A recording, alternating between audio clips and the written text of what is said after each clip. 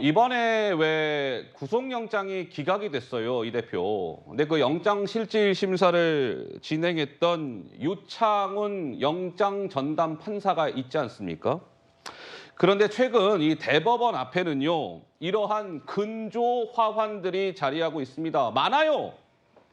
보시다시피. 이게 유창훈 판사를 약간 지적하고 비판하고 비난하는 내용의 근조 화환들입니다. 유창훈 판사 어찌 이재명 대표의 구속영장을 기각시킬 수 있습니까? 그건 잘못된 판단이에요.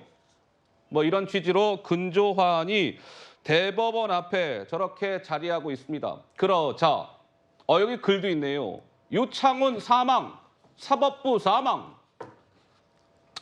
저러한 근조화환들이 대법원 앞에 상당히 많은 숫자가 자리하자 어제 민주당에서 자료 하나를 냈습니다. 국민의힘을 공격한 거예요. 아니에요. 최근 사법부에 대한 좌표 찍기, 신상 털기 공격이 이어지고 있어요. 판사를 원색적으로 비난하고 욕설을 퍼붓는 근조화환이 늘어나고 있는데 민주당의 주장은 그 배후에 국민의힘이 있는 거 아닙니까? 뭐 이런 겁니다. 사법부에 대한 공격, 좌표 찍어준 이들이 있기에 가능하다. 그 당사자는 바로 국민의힘이에요. 삼권 분립을 훼손하는 거친 난동을 중단하십시오. 이렇게 주장을 했습니다. 그러면서 민주당에서 문제를 삼고 있는 국민의힘 진영의 목소리들은 이러한 것들이 있었습니다. 유창훈 판사와 관련해서 말이죠. 이어서 한번 들어보시죠. 있을 수 없는 일이 벌어졌습니다. 사법부의 반국민적, 반역사적, 반헌법적 결정에 의해 질식당해버리고 말았습니다. 사법부의 결정은 어지간하면 존중하고 싶지만 이건 도무지 존중할 수가 없습니다. 금도를 넘어도 한참 넘었습니다. 마치 기각이라는 결론을 미리 정해놓고 결정한 것처럼 앞뒤 논리도 맞지 않습니다. 순수하게 법리에 따른 결과가 아니라 민주당 강성 지지층의 압력에 굴복한 결과라는 생각이 들지 않을 수 없습니다. 이런 근조화환들이 대법원 앞에 늘어서게 된 것은 그 배후에 국민의힘이 있기 때문이다. 민주당은 그렇게 주장하고 있는데요. 장채권은 뭐라고 답변하시겠습니까? 근데 저렇게 열성적으로 막 화환 보내고 하는 분들이 지금 국민의힘을 별로 안 좋아하세요. 허허. 네, 그러니까 이 개딸이라는 강성 팬덤이 이재명 대표 중심으로 똘똘 뭉치는 것과는 좀 다른 양상이 있고요. 사실 사법부든 수사기관이든 본인들이 내린 판결이나 수사 절차에 대해서 정치권의 정당한 견제와 비판을 받을 수 있는 겁니다. 네. 근데 그게 도가 넘어져서 뭐 주소를 공개한다던가 뭔가 실생활에 불편함을 느낄 정도의 위협이 된다던가 예. 가족들을 공개한다던가 하는 방향에 동조하게 되면 그건 도를 넘어서는 거죠. 예. 근데 이제껏 어땠습니까? 신상 공개, 좌표 찍기 이런 것들은 민주당 강성 지지층의 전유물 아니었습니까? 저희는 유창훈 판사의 판결을 비판했지 그렇다고 뭐 판사 탄핵을 하자고 합니까? 저희가 이 유창훈 판사를 쫓아다니는 무슨 보수 유튜브가 있어서 거기에 우리 국민의힘 의원들이 같이 출연하기를 합니까? 예. 전혀 그렇지 않잖아요. 그리고 이 판결 이전만 해도 뭐 영장 기각일지 발부일지 모를 때 김의겸 의원이 뜬금없이 유창훈 판사가 한동훈 장관과 동기라고 가짜뉴스 퍼뜨리면서 오히려 가짜뉴스에 기반한 신상 털기를 시도하지 않았습니까? 예. 저는 개인적으로 강성 팬덤과 지지자들의 의사 표현도 존중받아야 하지만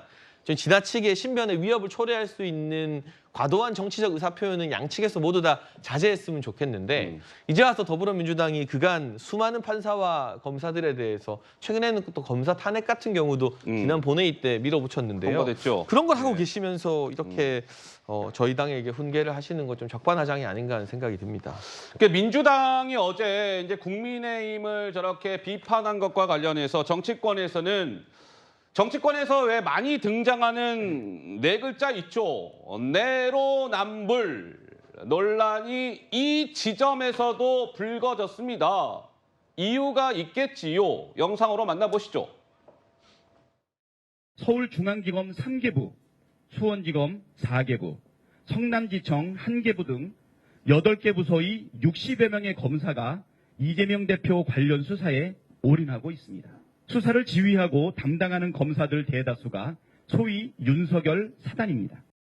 서울중앙지검장은 윤석열 사단의 핵심으로서 4차장 검사가 이재명 대표 수사를 총지휘하고 있습니다. 야당 대표 한 사람을 죽이기 위해 검사 60명이 달려들 정도로 이례적입니다. 서울대 영장 전담 판사가 3분이 있는데 그중에 자신이 가장 유리하다고 생각하는 영장 전담 판사를 선택을 한 거죠. 그리고 그 선택된 판사가 하필이면 또 한동훈 장관의 서울대법대 92학번 동기라는 점.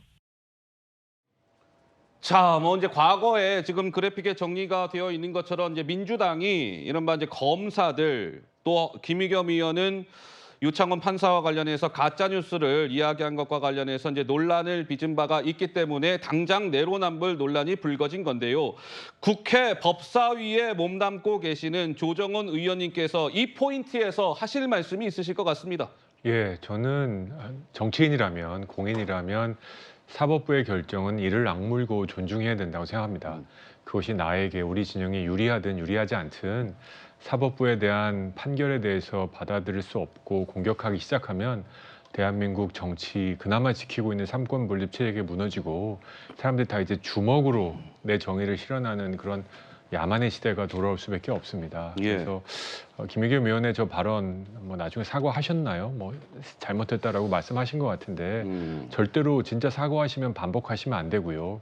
유창훈 판사의 판결에 대해서 뭐 의문을 갖고 있는 사람이 한둘은 아닙니다. 저도 그 중에 하나긴 한데 그럼에도 불구하고 아무 말 안 하고 있는 것은 사법부니까 저는 오히려 예. 제도적인 보완이 필요하다고 생각합니다. 저렇게 공적인 관심이 극대로 되어 있는 사건에 대한 구속영장을 판사 한 명이 판단하는 것은 리스크가 너무 크다.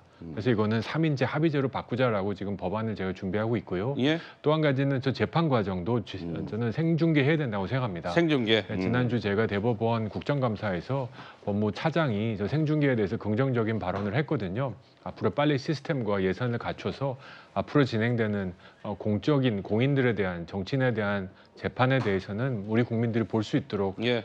이런 투명성을 늘리겠다. 이런 것들이 정치인이 할 수 있는 마음에 안 들면 법과 제도를 바꾸는 거지 한 사람 좌표 찍기는 저는 바람직하지 않고요. 그것이 비록 유창훈 제가 마음에 동의할 수 없는 내용에 대한 비판이지만 저런 조기를 보내는 일들은 좀 삼가해 주셨으면 좋겠다는 말씀을 정중하게 드립니다. 알겠습니다. 삼가해 주십사 이런 조정원 의원님의 당부의 말씀까지 있었고요.